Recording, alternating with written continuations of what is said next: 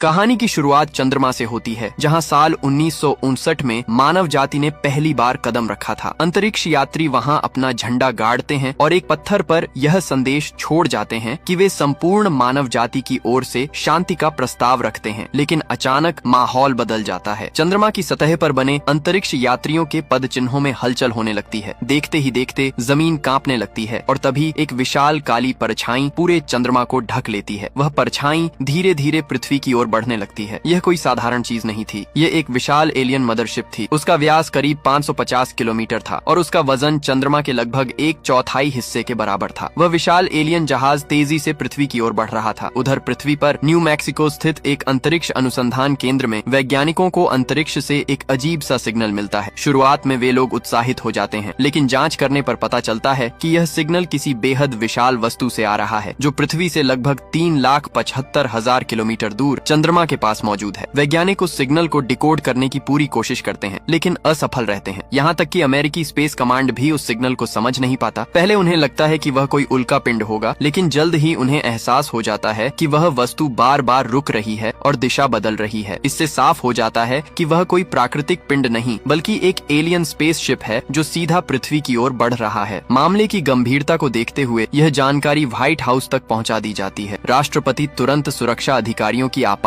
बैठक बुलाते हैं। शुरुआत में कुछ अधिकारी अब भी यही मानते हैं कि वह केवल एक उल्का पिंड है, लेकिन तभी मिलिट्री ऑफिसर्स सैटेलाइट से ली गई तस्वीरें दिखाते हैं। इन तस्वीरों में साफ नजर आता है कि एक विशाल एलियन मदरशिप पृथ्वी के ऑर्बिट में आकर रुक चुकी है। और इतना ही नहीं, उस मदरशिप से 36 और विशाल एलियन शिप निकलते हैं। हर एक शिप की चौड़ाई लगभग 15 किलोमीटर से भी ज्यादा होती है और वे सभी 25 मिनट के भीतर पृथ्वी के वायुमंडल में प्रवेश करने वाले होते हैं। यह सुनते ही पूरे कमरे में सन्नाटा छा जाता है। राष्ट्रपति तुरंत DEFCON 3 अलर्ट जारी कर देते हैं, जो युद्ध की तैयारी का संकेत होता है। इसी दौरान एक केबल टीवी कंपनी में काम करने वाला सैटेलाइट टेक्नीशियन डेविड देखता है कि टीवी प्रसारण में बार बार रुकावट आ रही है। जांच करने पर उसे पता चलता है कि यह रुकावट एलियंस द्वारा भेजे गए सिग्नल्स की वजह से हो रही है, जो सीधे उनके सैटेलाइट से जुड़ रहे हैं। डेविड उन सिग्नल्स को बाइनरी कोड में बदलता है और उन्हें समझने की कोशिश करता है। इधर पूरी दुनिया में अजीब से काले बादल छा जाते हैं। कुछ ही पलों में उन बादलों के बीच से विशाल एलियन शिप निकलकर सामने आते हैं और एक एक करके दुनिया के बड़े शहरों के ऊपर आकर रुक जाते हैं। उन्हें देखकर आम जनता में अफरा तफरी मच जाती है। व्हाइट हाउस में राष्ट्रपति और सभी सुरक्षा अधिकारियों की आंखें फटी की फटी रह जाती हैं। सुरक्षा अधिकारी राष्ट्रपति को सुरक्षित स्थान पर ले जाने की बात करते हैं, लेकिन राष्ट्रपति मना कर देते हैं। वे अपने देशवासियों को अकेला छोड़कर भागने वालों में से नहीं होते। वे जनता से अपील करते हैं कि लोग शांति बनाए रखें और सुरक्षित स्थानों की ओर जाएं। इसी शहर में अमेरिकी एयरफोर्स का कैप्टन स्टीव अपनी गर्लफ्रेंड जैस्मिन के साथ चैन की नींद सो रहा होता है। जैस्मिन एक क्लब डांसर होती है और एक सिंगल मदर भी, लेकिन इसके बावजूद स्टीव उससे बेहद प्यार करता है और जल्द ही उससे शादी करने वाला होता है। अचानक जमीन में भूकंप जैसा झटका आता है। स्टीव और जैस्मिन बाहर निकलते हैं और जब वे आसमान की ओर देखते हैं तो शहर के ऊपर मंडराते विशाल एलियन शिप को देखकर उनके होश उड़ जाते हैं। हालांकि स्टीव छुट्टी पर होता है, लेकिन देश पर मंडराते खतरे को देखकर वह तुरंत ड्यूटी पर लौटने का फैसला करता है। वह जैस्मिन से वादा करता है कि सब कुछ ठीक होने के बाद वह उसे लेने जरूर आएगा और फिर वह एयरफोर्स बेस लौट जाता है। उधर डेविड एलियन सिग्नल को पूरी तरह डिकोड कर लेता है और उसे पता चलता है कि एलियंस पृथ्वी के सैटेलाइट सिस्टम का इस्तेमाल करके हर 6 घंटे के अंतराल पर अपने जहाजों को निर्देश भेज रहे हैं। डेविड को अब पूरी तरह समझ आ जाता है कि एलियंस अपने सभी स्पेस शिप्स को एक खास पोजीशन पर ला रहे हैं। जैसे ही सारे जहाज अपनी तय जगह पर पहुंचेंगे, वे पृथ्वी पर हमला शुरू कर देंगे और अब उस विनाशकारी हमले में सिर्फ 6 घंटे बाकी होते हैं। यह जानकर डेविड अपने सभी सहकर्मियों को तुरंत शहर छोड़ने की चेतावनी देता है और खुद भी वहां से निकल पड़ता है। वह सीधा अपने पिता जूलियस के पास जाता है। जूलियस शहर छोड़कर भागना नहीं चाहता, बल्कि अपने बेटे के साथ सीधे व्हाइट हाउस जाना चाहता है। डेविड भी यही फैसला करता है और दोनों भगदड़ और तबाही के बीच किसी तरह व्हाइट हाउस की ओर बढ़ते हैं। डेविड की एक्स वाइफ कोनी व्हाइट हाउस की कम्युनिकेशन डायरेक्टर होती है। हालांकि उनका तलाक कई साल पहले हो चुका होता है, लेकिन डेविड अब भी उसे दिल से चाहता है। वह उसे इस हालात में अकेला नहीं छोड़ सकता। किसी तरह डेविड और जूलियस व्हाइट हाउस पहुंचते हैं। डेविड तुरंत कोनी से संपर्क करता है और उसे पूरे खतरे की जानकारी देता है। कोनी बिना देर किए डेविड को राष्ट्रपति से मिलवाती है। डेविड राष्ट्रपति को एलियंस की पूरी योजना समझाता है और बताता है कि अब उनके पास शहर खाली कराने के लिए सिर्फ 28 मिनट बचे हैं। ये सुनते ही राष्ट्रपति तुरंत हरकत में आ जाते हैं और पूरे शहर को खाली कराने का आदेश दे देते हैं। वे अपनी पत्नी को भी फोन करते हैं,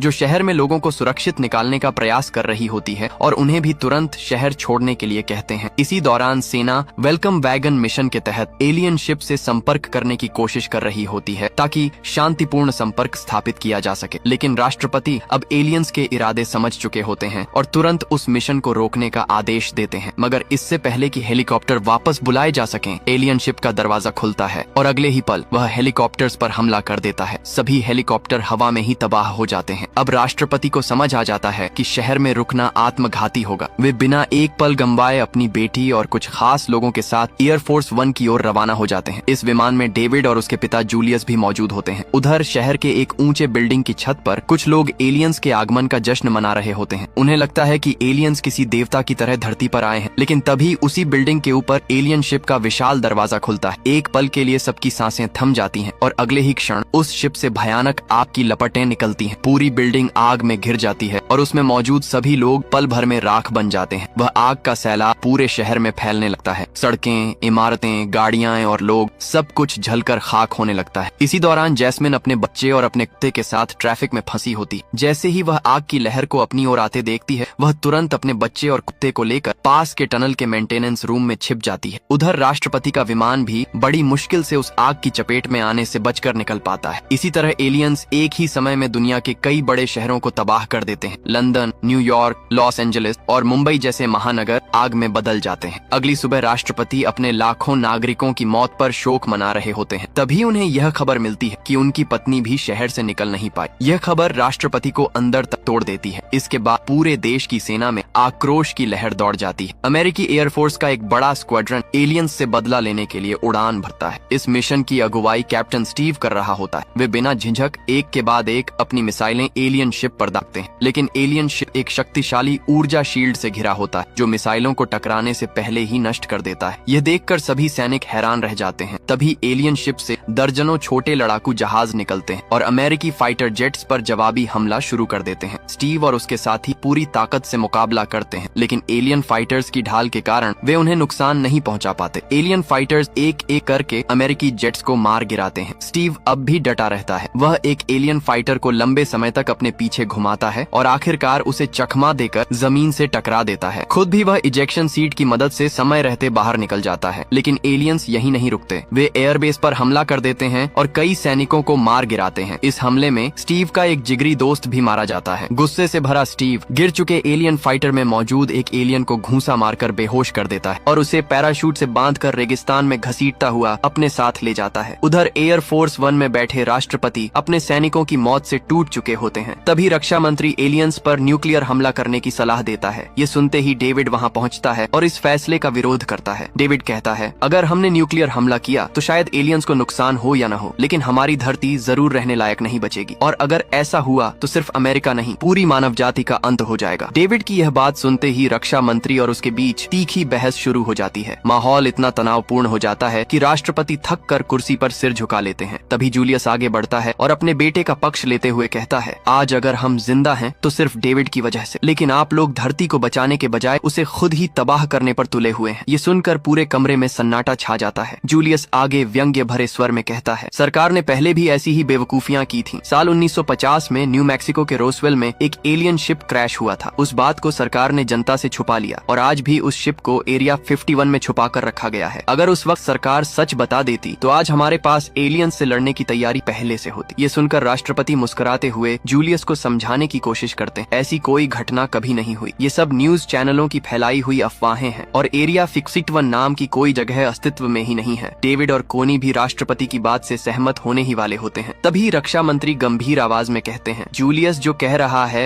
वह सब सच है। ये सुनते ही सबके चेहरे उड़ जाते हैं। सबसे चौंकाने वाली बात यह होती है कि एरिया 51 के बारे में खुद राष्ट्रपति को भी जानकारी नहीं थी। राष्ट्रपति गुस्से में भर जाते हैं और तुरंत आदेश देते हैं, हमें अभी इसी वक्त एरिया 51 जाना है। उधर रेगिस्तान में स्टीव बेहोश पड़े एलियन को घसीटते हुए ले जा रहा होता है। गर्मी और गुस्से से परेशान होकर वह बीच बीच में उस एलियन पर लात घूंसे भी बरसा देता है। तभी उसे दूर से कुछ गाड़ियां आती दिखती हैं। उनमें से एक गाड़ी रसेल की होती है जो कभी एयरफोर्स का पायलट रह चुका होता है। रसेल दावा करता है कि 10 साल पहले एलियंस ने उसका अपहरण किया था। उसी सदमे के बाद वह शराबी बन गया था और अब एलियंस से बदला लेने की आग में जल रहा था। वह अपने बच्चों और कुछ साथियों के साथ किसी सुरक्षित जगह की तलाश में निकला होता है। जब रसेल देखता है कि स्टीव ने एक एलियन को पकड़ रखा है तो वह बेहद खुश हो जाता है और स्टीव को भी अपने साथ ले लेता है। स्टीव आसमान में उड़ते हुए दूर एक गुप्त सैन्य अड्डा देखता है जो किसी भी नक्शे में मौजूद नहीं होता। वही था एरिया 51। स्टीव सभी को उसी ओर ले जाने का फैसला करता है। उधर राष्ट्रपति का विमान भी एरिया 51 पर लैंड करता है। वे सभी जमीन से करीब 24 मंजिल नीचे बने एक गुप्त रिसर्च सेंटर में जाते हैं जहां वैज्ञानिक रोसवेल में मिले एलियन शिप के अवशेषों पर शोध कर रहे होते हैं। वहीं उनकी मुलाकात रिसर्च हेड डॉक्टर ओकेन से होती है। डॉक्टर ओकेन उन्हें वह एलियन शिप दिखाते हैं जो 40 साल पहले रोसवेल में क्रैश हुआ था। वैज्ञानिक सालों से उस शिप की उन्नत तकनीक को समझने की कोशिश कर रहे होते हैं लेकिन वे उसे अब तक दोबारा चालू नहीं कर पाए थे। डॉक्टर ओकेन बताते हैं कि अब उस शिप में हलचल शुरू हो चुकी है जिसका मतलब है कि उसे मदर शिप से पावर मिल रही है। इसके बाद वे सभी को उन एलियंस के अवशेष दिखाते हैं जो उस शिप में मौजूद थे। 2 एलियन तो क्रैश में ही मारे गए थे जबकि तीसरे ने 2 हफ्ते बाद लैब में दम तोड़ दिया था। डॉक्टर ओकेन बताते हैं कि एलियंस दिखने में इंसानों से काफी बड़े होते हैं लेकिन उनका शरीर इंसानों से भी ज्यादा नाजुक होता है। इसीलिए वे हमेशा एक मजबूत बायोमैकेनिकल कवच के अंदर रहते हैं जो उन्हें लगभग अजेय बना देता है। वे एलियंस भी इंसानों की तरह देखते और सुनते हैं लेकिन उनकी सबसे खास ताकत होती है टेलीपैथी। वे बिना बोले सिर्फ दिमाग से एक दूसरे से बात कर सकते हैं। डॉक्टर ओकेन आगे बताते हैं कि एलियंस भी गर्मी, सर्दी और ऑक्सीजन पर निर्भर रहते हैं। पृथ्वी का वातावरण उनके लिए पूरी तरह अनुकूल है इसलिए वे इस ग्रह पर कब्जा करना चाहते हैं। यह सब सुनकर सभी लोग हैरान रह जाते हैं। राष्ट्रपति डेविड की समझदारी और प्रतिभा को देखते हुए उसे एलियन टेक्नोलॉजी को समझने की जिम्मेदारी सौंप देते हैं। जैसे ही डॉक्टर एलियन का बायोमैकेनिकल कवच हटाते हैं अचानक वह एलियन जोर से तड़प उठता है। ये देखकर सभी डॉक्टरों की सांसें अटक जाती हैं। अगले ही पल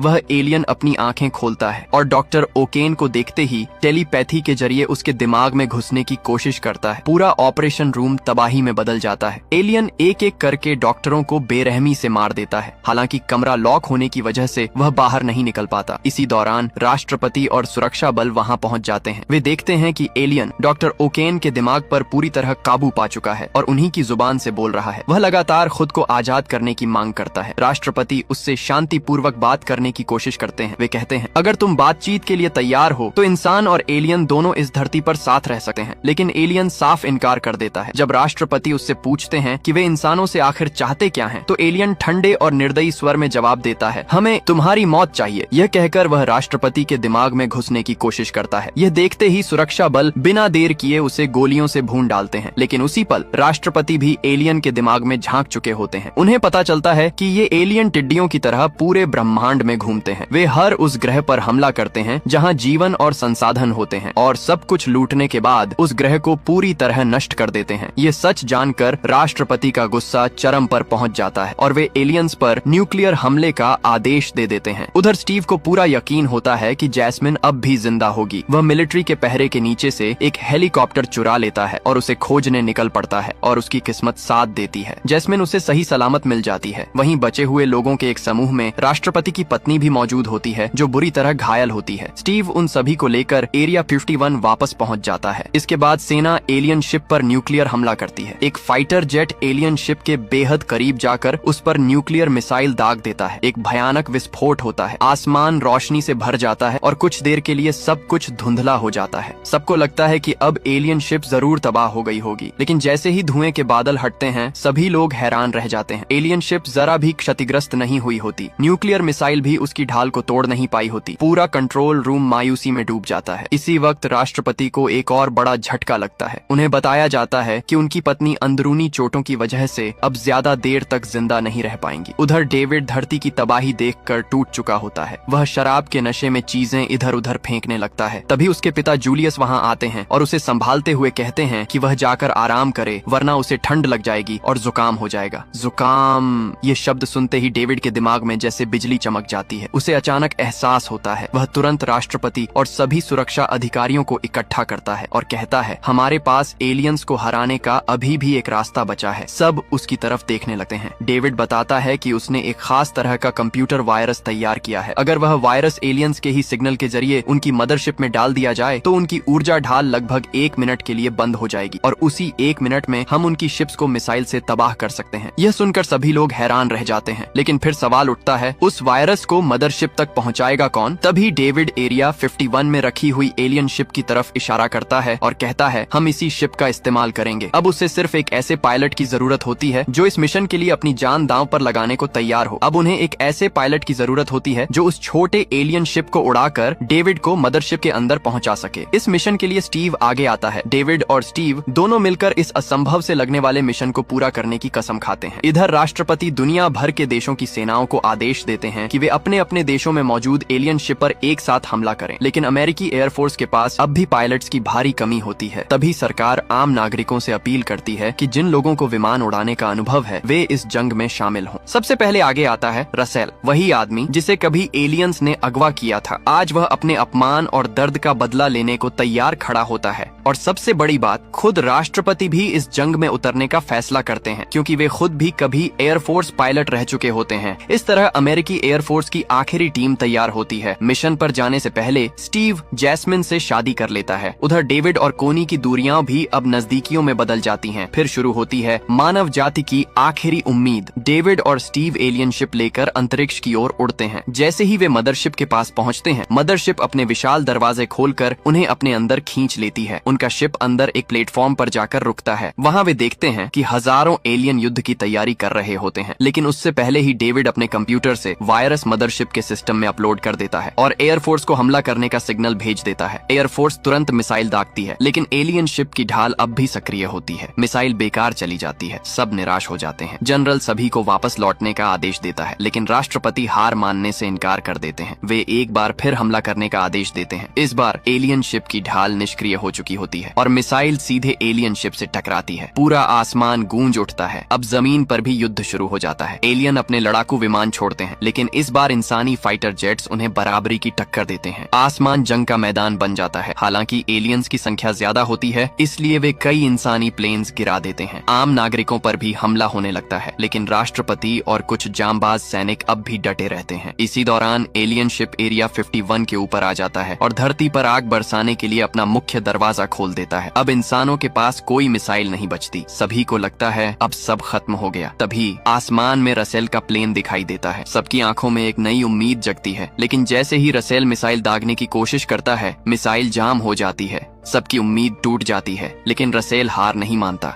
वह रेडियो पर अपने बच्चों से कहता है,